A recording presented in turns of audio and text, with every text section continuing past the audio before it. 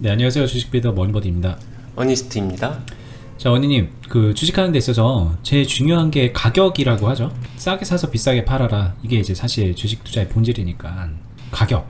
이걸 되게 좀 많이 궁금해 하시는 분들도 있고, 어떻게 하면 싸게 살 수 있냐, 뭐 어떻게 하면 비싸게 팔 수 있냐, 이런 관점으로 이제 많이 생각을 하게 되는데, 오늘 가격에 대한 원희님의 생각을 좀 들어보고 싶습니다. 그동안의 영상에서 많이 얘기는 하셨지만, 좀 종합해서 얘기를 해보는 시간을 가져보고 싶어요. 제가 이 부분에 대해서 좀 생각을 해봤어요. 사람들이 가격을 중요시 여긴다는 것, 특히 주식 투자에서. 근데 어떤 부분이 차이점이 있을까라고 보니까 한번 수식어구를 붙여볼게요. 절대 가격과 상대 가격. 근데 보통 일반 투자자분들 그리고 초보자분들일수록 절대 가격을 되게 중요시 여겨요. 지금 당장 눈에 보여지는 이 확정된 가격, 싼 가격. 반면에 조금 더 프로페셔널 하던가 아니면 조금 더 내공이 깊고 조금 더 유연한 대응이나 대처가 가능하신 분들은 절대 가격보다는 상대적 가격을 더 중요시 여기는 게 아닌가라는 생각을 해봤고, 오늘 거기에 대해서 좀 깊이 얘기를 나눠보고자 합니다. 네. 지금 알사포트 여기 차트를 띄워놨는데 일단 이걸 통해서 뭐 하고 싶은 얘기가 있으신 거겠죠?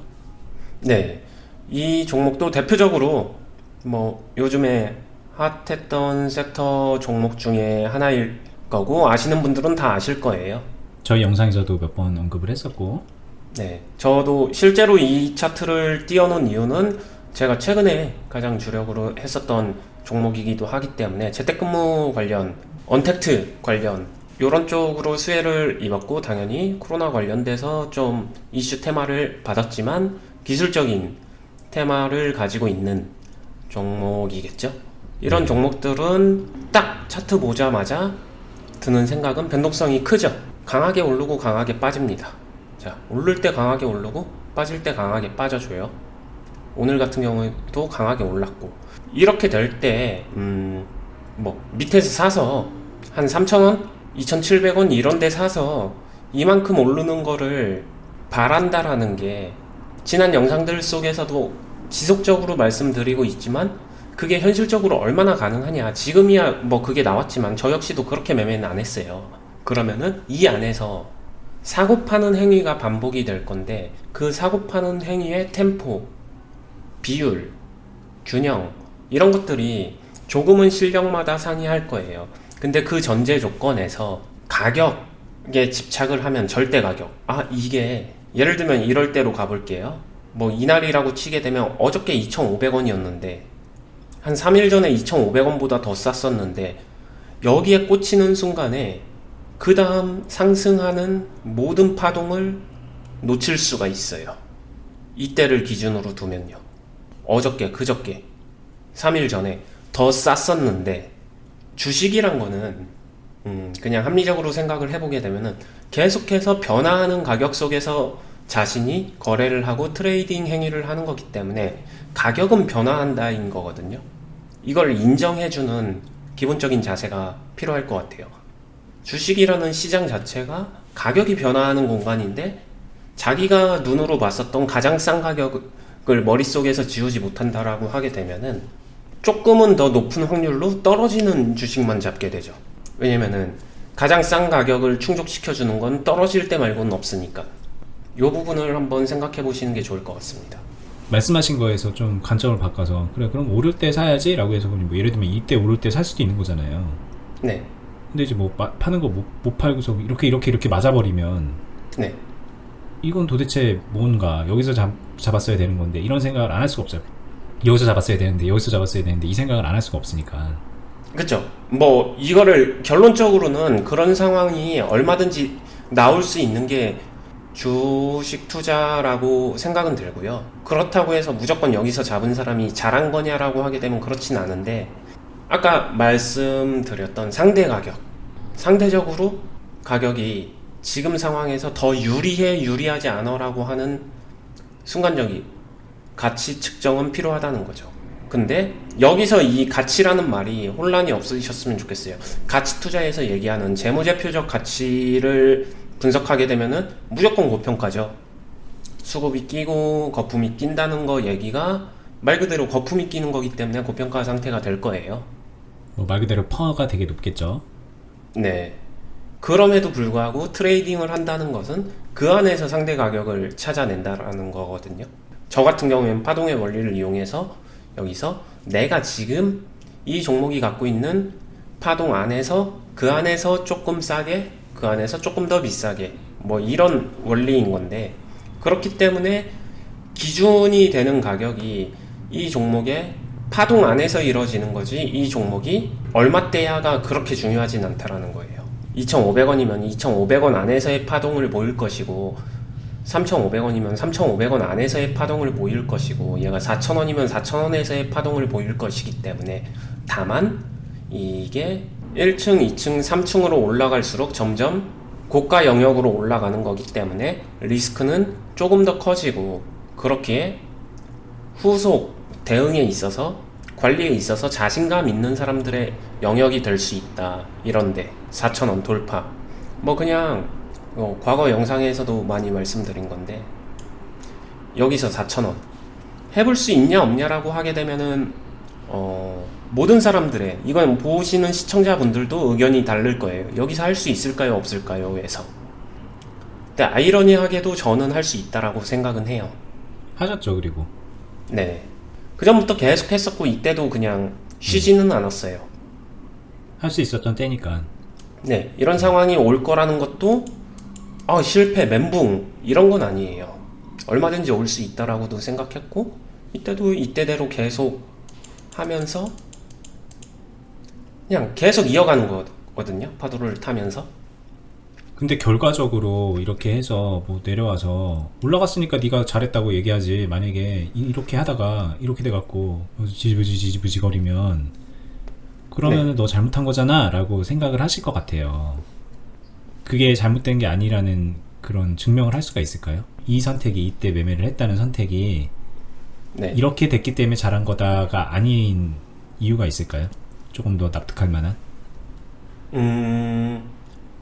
여기서 결과론적으로 이렇게 됐으니까 잘한 거고, 이렇게 안 됐었을 때 잘못한 거고, 이런 생각 자체를, 그러니까 결과론적 판단을 하는 기준점 자체가 가격인 것 같아요. 여전히. 그렇죠. 네. 그러니까 근데 이제 그렇게 판단이 되니까 물어보는 건데, 네. 이제 뭔가 근데 좀 설명이 더 필요할 것 같거든요. 네, 저 같은 경우에는 제가 실제로 그냥 이거는 경험적으로 매매를 했었을 때 가격이 이렇게 올랐기 때문에 수익을 준다? 가격이 이렇게 올라가 주게 되면은 수익을 좀 더 많이 준다. 이 부분은 저도 인정하는 사실이에요. 하지만 이 종목이 꼭 이렇게 가야지만 수익을 주냐라고 하게 되면 그렇진 않아요. 일례로, 그리고 가격이 이렇게 올라가지 않아도 이 밑에서 조금은 더 되게 일반적인 파동 안에서 만들어주는 종목들이 때로는 수익을 더 많이 주기도 하거든요. 더 박스 안에서 더 기회를 많이 주니까, 그런 경우에는. 네, 반복적으로. 왜냐면 그런 거는 좀 읽어가기가 쉽기 때문에 비중이나 공격, 제가 말하는 훅이나 이런 것들을 조금 더 원활하게 사용할 수 있어서 그런 경우도 있고요. 제가 얘기하고 싶은 거는 가격이 올라갔을 때만 자신이 수익을 취할 수 있는 사람이다라고 하게 되면은, 조금 돌려서 말하게 되면 자기는 그때밖에 수익을 낼 줄 모르는 사람이에요. 그러니까 무기가 단검 하나밖에 없는 거죠. 전투에 임하면서. 자, 그러면은 이 종목이 뭐 여기서부터 여기까지를 한번 보고, 분봉해서 보고, 원님 이제 매매 복귀한다는 생각으로, 정확하게 얘기는 안 되겠지만, 네. 뭐 어떻게 했길래 이제 그 가격에서 벗어나서 수익을 만들어냈다는 것인지 한번 우리가 한번 짚어보면서 실질적으로 좀 조언을 드려보는 시간을 가져보는 건 어때요? 네. 해볼까요? 네. 일단 요번엔 조금 다른 느낌으로 설명을 해볼게요. 큰 출렁임 파도가 있을 때 제가 얘기했었던 과거 영상에서 수급 분석이나 거래량을 제대로 분석을 한다라고 치게 되면은 이 힘이 이어지는 파동을 만들어내는 경우가 되게 자주 나와줘요. 수급이 빠지지 않았다라는 전제 하에서. 이거는 이제 뭐 예측이라기보단 그냥 경험에 대한 얘기네요. 네, 노하우적인 부분이고, 힘이 빠지지 않았기 때문에 비슷한 규모의 힘 파동이 이런 식으로 반복이 됩니다. 다만 여기서 단점도 있어요.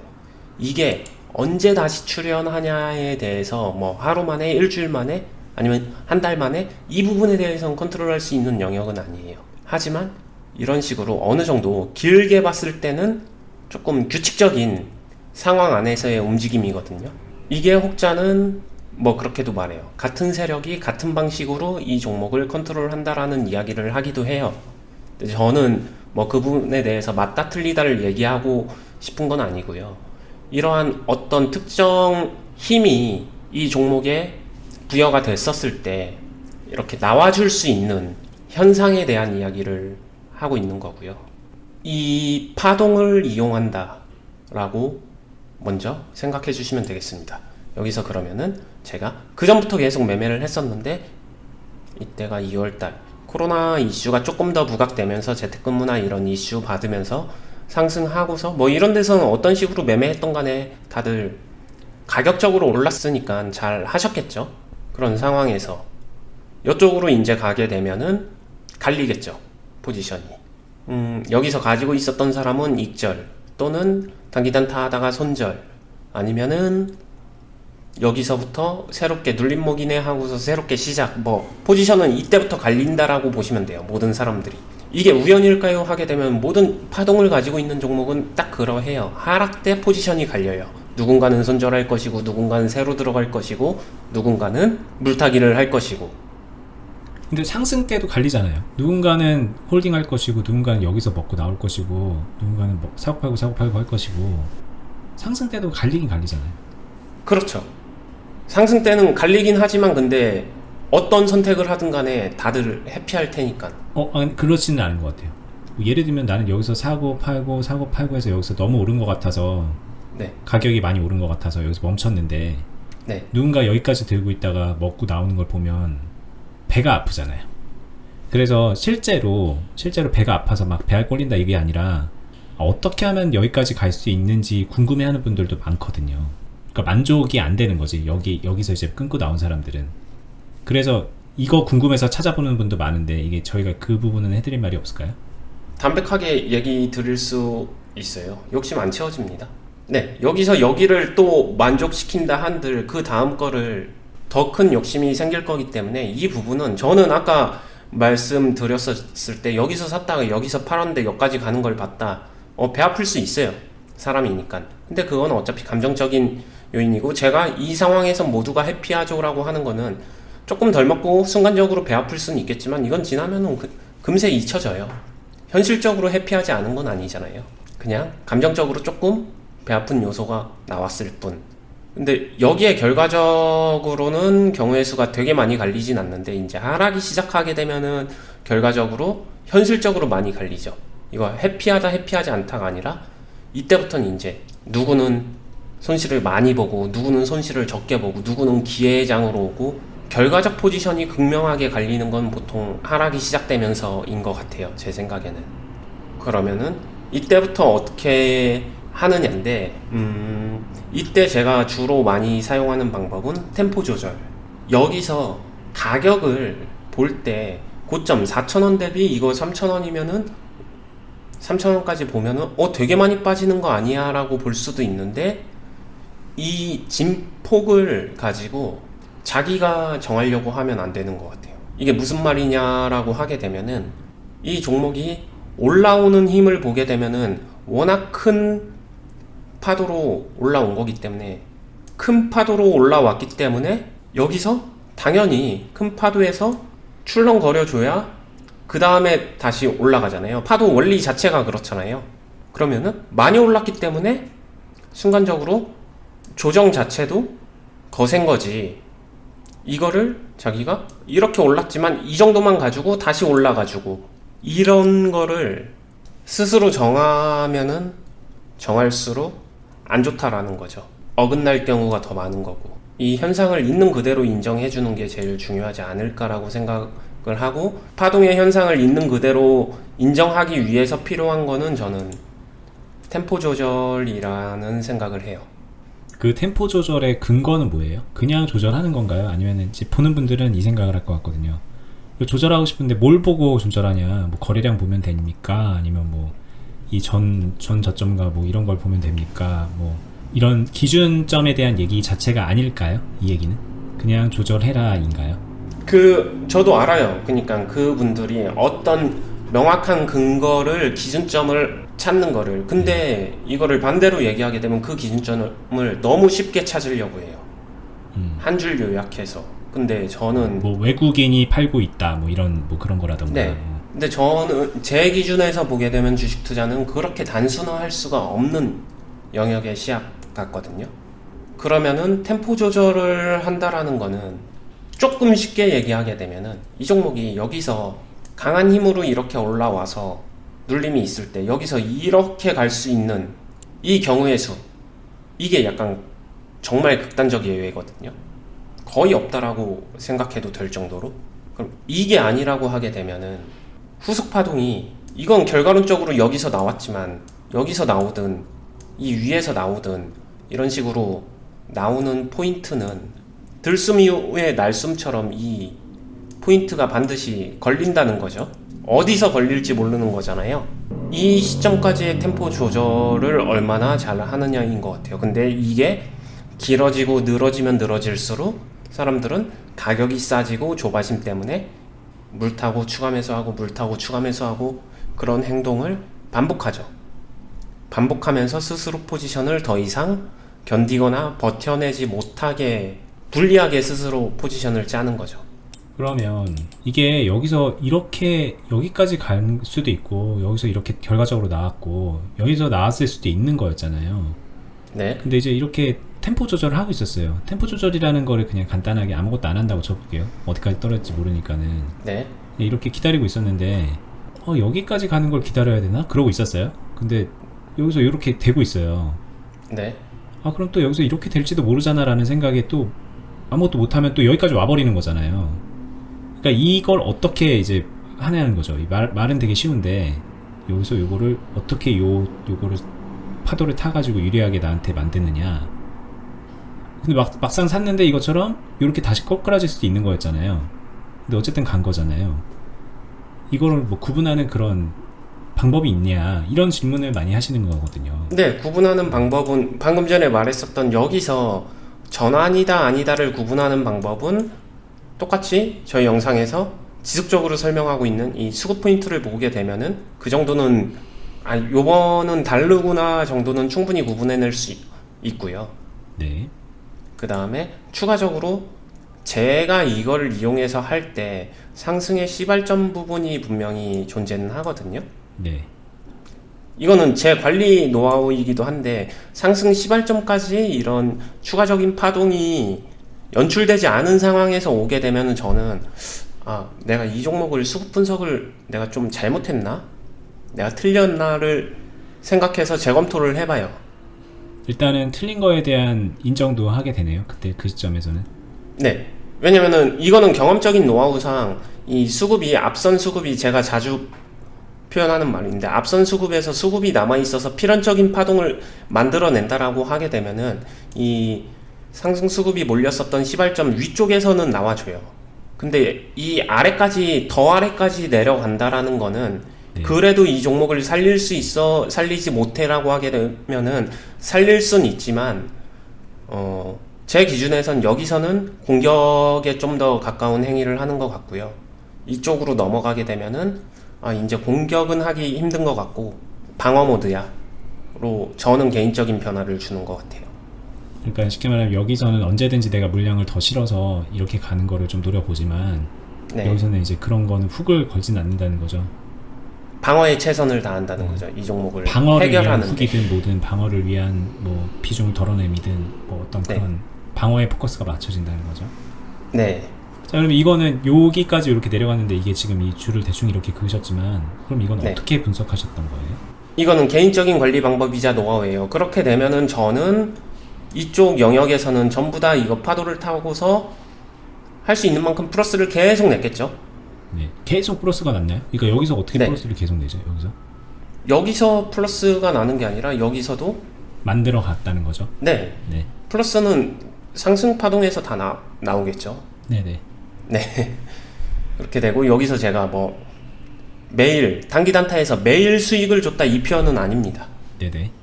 플러스는 이 종목으로 계속해서 지속적으로 플러스 행위는 만들어 갔었을 때 이제 가장 애매한 부분이 이 부분이거든요. 네. 아까 제가 얘기했었던 이렇게 되면 방어 모드가 돼야 되는 거 아니야? 네, 맞아요. 저는 이제 충분히 플러스 냈었고 여기서 방어 모드도 했어요. 방어 모드를 할 때는 여기서는 마이너스 매도를 손절을 했다는 게 아니라 리밸런싱이나 이런 것들을 통해서 마이너스 매도를 좀 더 적극적으로 했어요. 그러고 나서 전략 매도도 이 중간중간에 있었습니다. 네. 그러고 나서 이쪽에서 다시 했어요. 못할 이유는 없었기 때문에. 네. 근데 방금 전에 말했었던 이 이음새가 원활하게 가려면은 절대적으로 보여주는 가격이 기준이 되게 되면은 이때 못할 거예요. 사람이기 때문에. 이틀 전에 2,500원이라는 숫자를 보고서 내가 3,000원에 매매를 할 수 있다? 이게 가격에 되게 많은 포커스를 맞추게 되면 이게 생각보다 쉽지 않거든요. 네. 그래서 여기에 좀 초연해지고 파동을 좀 이해를 해야 된다라는 말을 하고 싶은 거죠. 자, 여기는 파도를 어떻게 타요? 파동은 타죠. 근데 전부 다 그냥 계속 1번이죠. 네, 언니님은 여기서 사서 여기서 네. 파는 그런 건 안 할 것 같은데. 저 같은 경우 이거 오늘로 들어가게 되면요. 네. 예전에 이거는 박스나 뭐 이런 부분 얘기도 했었는데 그냥 쉽게 얘기해서 이거 뭐 구체적인 건 아니지만 이렇게 봐볼게요. 4,000원 기준으로 뭐 이 아래쪽에 박스가 있다라는 거는 뭐 이 부분은 조금만 경험이 있으신 분들은 다 아시겠죠. 그리고 4,000원이 일봉에서도 실제로 9.00이거든요. 여기 네. 4,000원. 그래서 뭐 가면은 당연히 이쪽 흐름에서 매도 쳤겠죠. 이 안에 갖고 있었던 매수 물량을. 네. 네, 매도 쳤어요. 그러고 나서 4,000원 돌파하고 나서 이 위에서 매수를 할 수 있느냐의 문제거든요. 결국에는 사람들이, 그리고 실제로 덧글에서도 많은 얘기 중에 내가 사고 팔았어. 판 것보다 아래로 내려와야지 다시 매수할 수 있어의 얘기인데, 이거는 조금 더 쉽게 표현하게 되면 불타기를 하는 이유랑 같은 원리라고 생각을 하시면 돼요. 내가 판 가격보다 높아졌을 때 그 높은 가격이 유리하게 되면 여기서 매수를 할 수 있어야 된다라는 거죠. 근데 이게 가격을 기준으로 생각하고 있는 사람은 이걸 거의 못할 거예요. 그러면은 제가 파도를 타는 방식은 여기서 매수를 합니다. 실제로. 그러다 보면은 또 여기서부터는 되게 짧게 가요. 이런 데서 매도를 해요. 근데 또 밑에 안 줘요. 또 올라가요. 여기서 또 사요. 또 팔았어요. 결론적으로 상단은 못했습니다. 상한가까지 생각을 안 했었기 때문에. 그 전에 다 완매하셨다는 거죠? 네. 이렇게 하신 거네요, 오늘? 여기서는 오늘 네. 거에선 여기서고 그 전에도 계속 항상 이런 기회는 항상 공존을 하거든요. 그러니까 기준이 보통 이렇게 생각을 하는 것 같아요. 제가 한번 표현을 해볼게요. 동그라미가 매수예요. 그리고 V자가 매도입니다. 잘 됐어. 그러면은 되게 많은 사람들이 그 다음 동그라미는 이 V자보다 무조건 아래에서 여기서만 나와야 된다라고 생각을 해요. 근데 제가 말씀드리는 거는 이 V자 위에서도 동그라미, 즉 매수는 얼마든지 나올 수 있습니다. 이거를 한 방향으로만 갖고 가지 마세요. 이게 네, 이 질문이 리밸런싱 영상에도 꽤 많이 달렸던 것 같거든요. 맞아요. 리밸런싱 알고 하려면은 있어요. 사고 팔고 이렇게 돼야 되는데 네. 그렇게 안 될 때는 어떡하냐, 이럴 네. 때만 유리한 거다, 이런 얘기가 있었는데 네, 마찬가지 관점이죠, 말씀하시는 네. 거는. 네. 수싸움이죠. 네. 근데 본인이 가격적인 기준을 되게 확고하게 갖는 사람들은 이 수를 스스로 외기를 만드는 거예요. 근데 여기서 이렇게 갈 수도 있는 거거든요. 네, 그리고 아니면 여기서 이렇게 그 다음 또 위로 갈 수도 있거든요. 그렇죠. 근데 사실상 사람들이 가장 좋아하는 차트 모양 그림은 탱크처럼 이렇게 길게 치고 가는 거 아닐까요? 그렇죠. 뭐 이런 거, 네. 예를 들면 이런 거. 네, 이런 걸 가장 좋아하잖아요, 사람들은. 그쵸? 근데 내가 수를 이렇게 두고 있는 사람들은 이거 못 갖고 갈 거예요. 그래서 리밸런싱은 하면 안 된다라는 얘기인 거예요, 그분들의 논리는. 네. 근데 그분들이 못 하는 거죠, 그냥. 본인이 이렇게 짜 맞추는 거니까. 네. 이렇게 갈 때도 뭐 말씀하신 대로 사고 팔고 해서 이거를 온전히 다 먹진 못하지만 어쨌든 먹을 수 있고 밸런스 관리를 할 수 있는 건데 네. 그 경우의 수를 버리는 거죠. 왜냐면 조금의 손해를 보기 싫기 때문에. 네. 그 다음에 또 이런 케이스에서는 또 반대의 이론도 알고 있어요. 그럴 것 같았으면 사고서 안 팔고서 그냥 존버해서 올라가는 거 다 먹는 게 유리한 거 아니냐. 결과론적으로는 그게 유리한 게 맞습니다. 맞는데, 네. 그거는 경우의 수 하나만 갖고 가는 거고. 그러니까 이런 게 궁금하시는 것 같아요. 여기서 내가 사서 수급이 이만큼 붙었잖아요. 네. 이 정도 수급이면 이걸 안 팔고 이렇게 여기까지 가져갈 수 있는 그런 근거가 되지 않느냐. 혹은 뭐 네. 어느 정도 수급이 붙어야 이걸 여기까지 들고 있을 수 있는 거냐. 이런 질문들 많이 하시잖아요. 그럼 애초에 언니님은 그렇게 생각을 안 하시나요? 네. 이 수싸움 때문인 거예요? 그 이유는? 네. 조금 단순히? 나쁘게 네. 말하면은 이걸 이렇게 먹는 경험이 저는 오랜 투자 생활에서 득이라고 생각하진 않아요. 지금 당장 금전적인 득은 될지 몰라도 별로 좋은 습관이 아니에요. 그러니까 모든 기준을 이걸로 맞추게 될 거기 때문에 모든 네. 기준을 이런 정도면 이거야. 네. 이런 정도면 이거야. 뭐 다른 정도면 이거야. 뭐 이걸에 맞춰지기 때문에 고착화가 되고 실제로 그렇지 않은 경우가 훨씬 더 많은데 자기의 경험 안에서 패턴을 만들고 그리고 이거는 제가 이거를 안 좋게 보는 이유는 돈은 얻었지만 이거 스스로 시합을 뛴 경기 내용을 보게 되면 경우에서 하나를 가지고 간 거거든요. 나머지는 다 손절해야 돼요. 저 논리면은. 근데 손절하면 되잖아. 또 이런 얘기를 해요. 좀 너무 강력한 논리예요. 이게 말을 해보면은 야 무조건 크게 가는 거를 잡아야지. 안 그러면 손절하면 돼. 라고 이제 댓글에 그렇게 얘기를 해서 나는 초고수 막 이런 식으로 하는 분들이 오늘도 있고 어제도 있고 계속 있단 말이에요. 제 유튜브나 여기 주식비덤 유튜브에. 자 그분들한테 진짜 뭐 아니다 이렇게 얘기해봤자 이게 또 씨알도 안 먹힌단 말이에요. 이게 얘기를 굳이 안 해도 되지 않을까요? 그럴까요? 네, 알겠습니다. 논쟁하지 않겠습니다. 네, 그냥 그들은 그들의 길을 갈 것이고. 왜냐면은 저도 그게 진짜 맞다 틀리다를 제가 감히 판단해주고 싶진 않아요. 근데 최소한 저는 그거를 모른다 못한다. 근데 비단 저뿐만이 아니라 제가 경험한 선배 등 수많은 프로들을 보더라도 그쪽에는 길이 없어 보였다. 제 네. 그러니까 못한다가 아니라 이런 거 이제 한두 개 맞추는 건 하겠지만 이 논리로 투자자 생활을 계속해서 이제 자산을 불려나가고 계좌를 살찌우고 하는 거는 그건 못한다 이 얘기시죠. 네, 이거를 한두 번 못 맞춘다 이건 아니에요. 맞추려고 그러면 훨씬 더 잘 맞추시겠지. 네, 근데 그게 제가 계좌를 꾸준하게 수익을 내면서 투자자 생활을 하면서 득이라고 생각하지 않기 때문에 이거를 오히려 조금 더 이게 그런 것 같아요. 기름기인데 음식으로 치면 맛있는데 너무 많이 기름진 거를 먹으면은 몸이 망가진다는 거죠. 뭐 이런 느낌 정도 같아요. 그러면 이거는 적당히 섞여야죠. 워렌 버핏이나 피터 린치 같이 뭐 기간에 대한 그런 거는 욕심은 다 내려놓고 네, 이렇게 가는 거를 이렇게 네. 가든 이렇게 가든 어쨌든 멀리 봤을 초장기 때 투자. 이렇게 가는 거를 해서 10배, 100배 네. 이거 진짜 막 피터 린치도 막 그렇게 얘기를 하거든요. 막 위대한 투자자인데 네. 이 관점은 또 다른 얘기인가요, 이거랑은? 솔직하게 말씀드리면요. 네. 제 수준에서 그분들의 투자 견해나 고견을 뭐라고 해석할 수 못하는 게 맞는 것 같아요.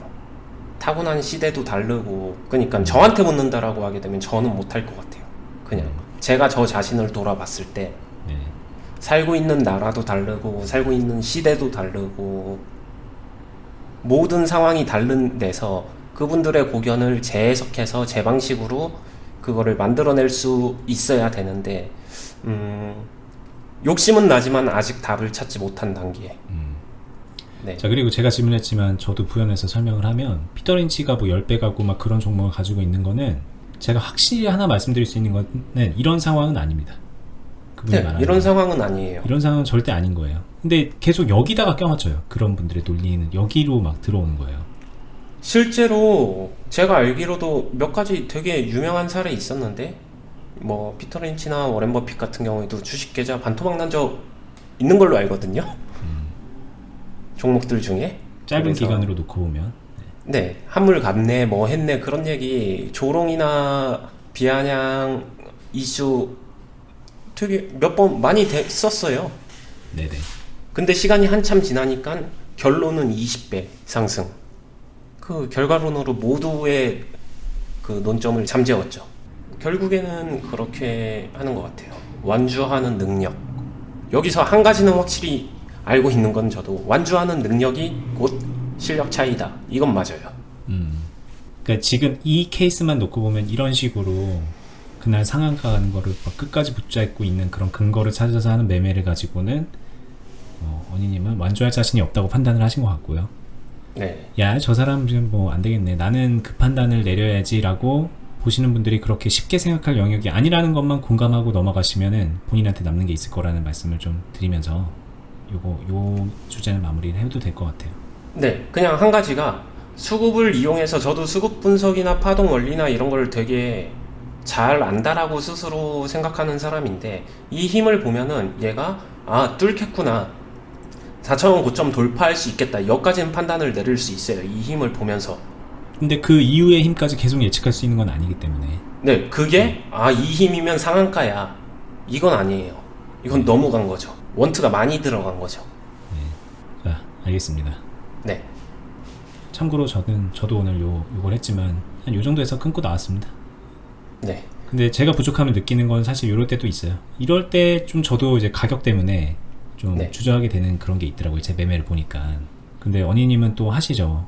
이 차이는 무엇일까? 이 공격력은 어디서 차이가 나오는가? 저도 오늘 이제 생각해보니까는 가격에 대한 거를 다 벗지 못했구나 이런 생각이 들어서 언니님께 이거를 질문을 한 거기도 합니다. 네, 이게 왜냐면은 당장 오늘 매매에서 실제로 이거 매매를 해보신 분들은 느끼는 게 당장 어저께는 3자였고 앞자리가 이틀 전에는 2자였어요. 2자도 봤었는데 4자로 매매하라고? 생각보다 쉽지 않거든요. 네. 이 틀을 벗어난다는 게.